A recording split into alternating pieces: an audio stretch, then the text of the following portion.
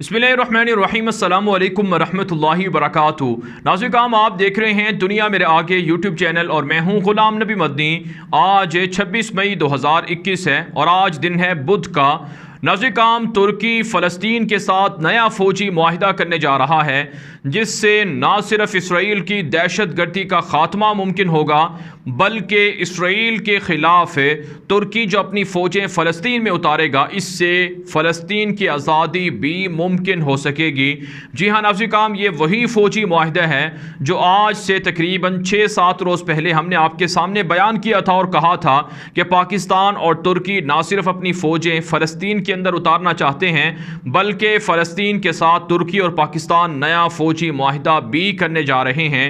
नाज़रीन, इस खबर की तस्दीक हमास के लीडर इस्माइल हनिया ने भी कर दी है। जी हाँ नाज़रीन, ये हमास के वही सरबराह और लीडर हैं जिन्होंने हालिया 11 रोज़ा जंग में इसराइल को शिकस्त से दो चार किए हैं और जिनके बारे में बरतानिया का मशहूर अखबार इंडिपेंडेंट कहते हैं कि हमास पूरे फ़लस्तीन में असर व रसूख हासिल कर रही है।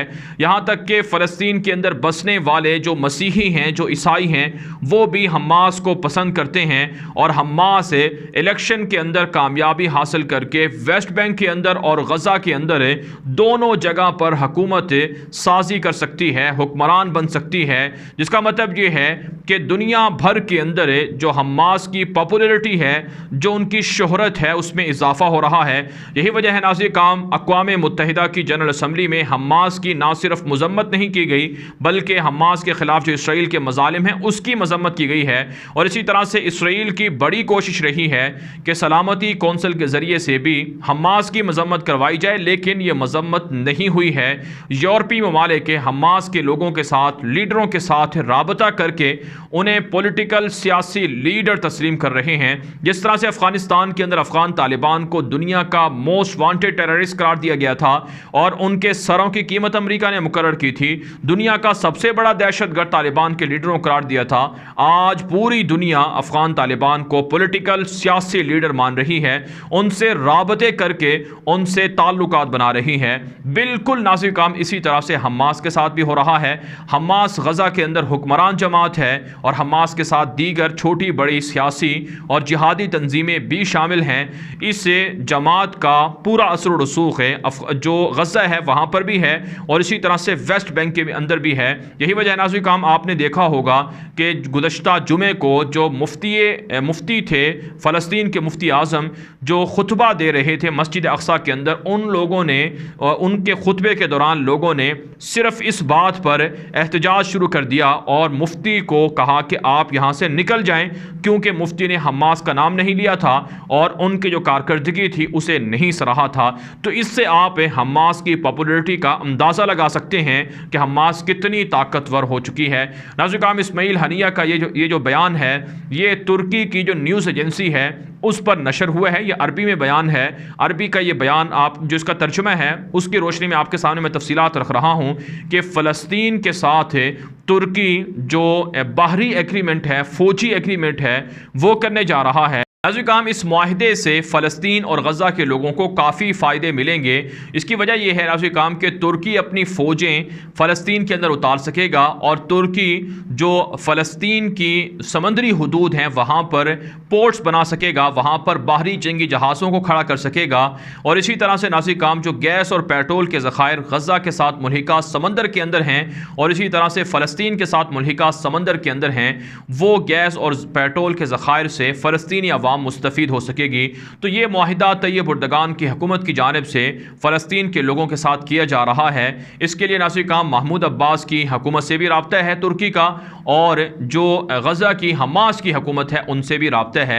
तो इससे आप अंदाज़ा लगा सकते हैं कि अगर ये फ़ौजी मुआहिदा हो जाता है तो इससे इसराइल को कितना नुकसान होगा और इसराइल की जो बदमाशी गज़ा के ख़िलाफ़ है या फ़लस्तीन के वेस्ट बैंक के ख़िलाफ़ है, मस्जिद अक़सा के ख़िलाफ़ है, वो बदमाशी भी इसराइल की रुक सकेगी। रहेगी। अब नाज़रीन काम इस मुआहिदे को कामयाब बनाने के लिए ज़रूरी है कि पाकिस्तान भी तुर्की के साथ कोऑपरेट करे और कतर भी करे। इस वक्त तुर्की के जो फौजी अड्डे हैं वो कतर के अंदर भी हैं और कुवैत के अंदर भी तुर्की अपनी फ़ौजें उतारने जा रहा है।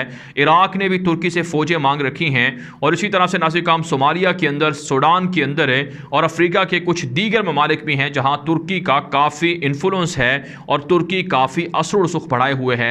अगर यूँ कहा जाए तो कतन गलत ना होगा कि तुर्की के सदर रजब तय्यिब एर्दोगान अफ्रीकी ममालिक में सबसे ज़्यादा असर रसूख रखने वाले सदर हैं। यहाँ तक कि अफ्रीका का आज तक किसी भी मुल्क के सदर ने इतने ज़्यादा विज़िट नहीं किए जितने कि तय्यिब एर्दोगान कर चुके हैं। पूरी दुनिया के अंदर है जहाँ जहाँ खिलाफत उस्मानिया थी वहाँ वहाँ तुर्की के सदर रजब तय्यिब एर्दोगान खामोशी से और डिप्लोमेटिक अंदाज में रिलेशन बना रहे हैं, ताल्लुकात बना रहे हैं।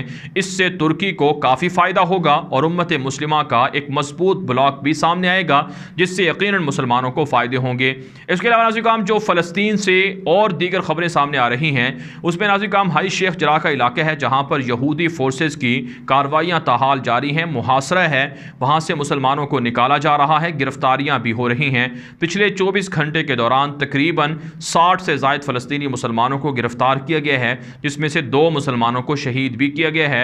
उर्दन की जानिब से फ़लस्तीन को कहा गया है, फ़लस्तीन की अथॉरिटी के साथ रब्ता हुआ है और इन दोनों जो ममालिक हैं फ़लस्तीन की महमूद अब्बास की हुकूमत और उर्दन की हुकूमत, इन्होंने इसराइल से वार्निंग दी है और एहतजाज भी किया है कि अगर ये कार्रवाइयाँ ना रुकी, यहूदी मस्जिद अक्सा की बेहुरमतियाँ करने से बास ना आए तो हालात और ज़्यादा ख़राब हो सकते हैं।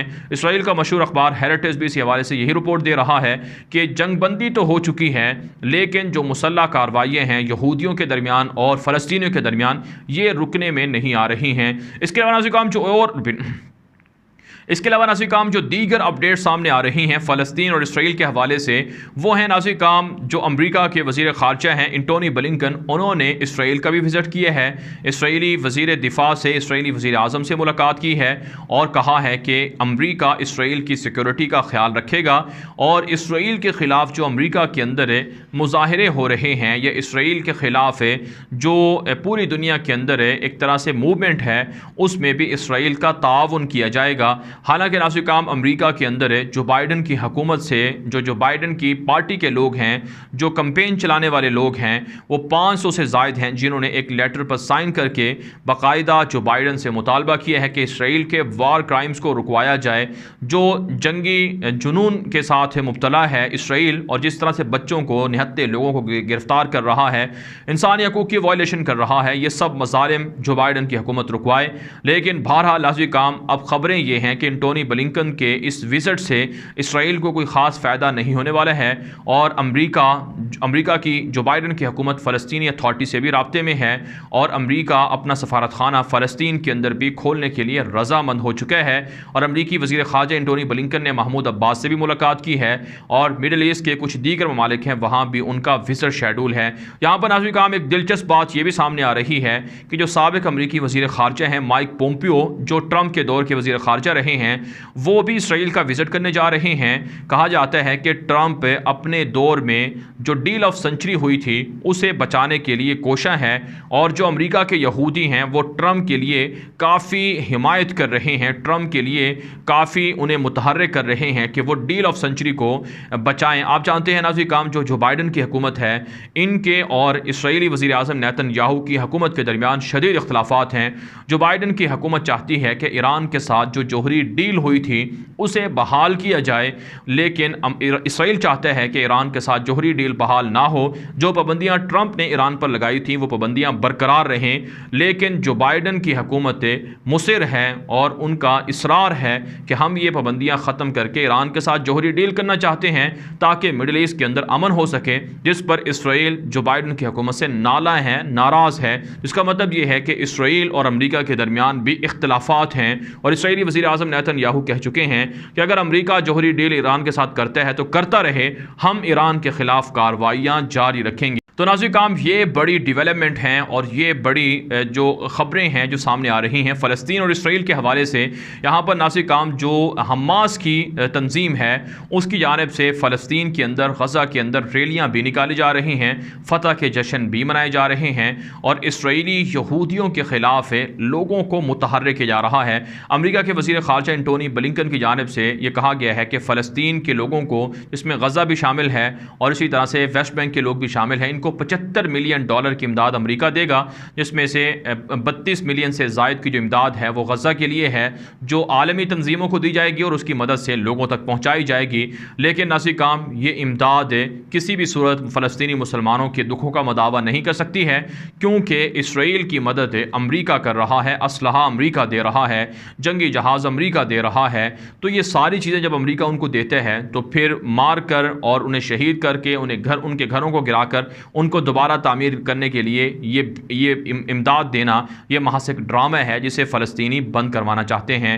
बहरहाल नाज़रीन काम इस वीडियो के हवाले से आपकी क्या राय है? अपनी राय कमेंट के जरिए से ज़रूर हम तक पहुँचाएँ। मज़ीद खबरों के लिए आप हमारे ट्विटर अकाउंट ग़ुलाम नबी मदनी को लाजमी फॉलो कर लें, क्योंकि लम्हा बलम्हा दुनिया भर की सूरत हाल आप हमारे ट्विटर अकाउंट ग़ुलाम नबी मदनी पर देख सकते हैं। इजाज़त दीजिए, अल्लाह हाफ़िज़।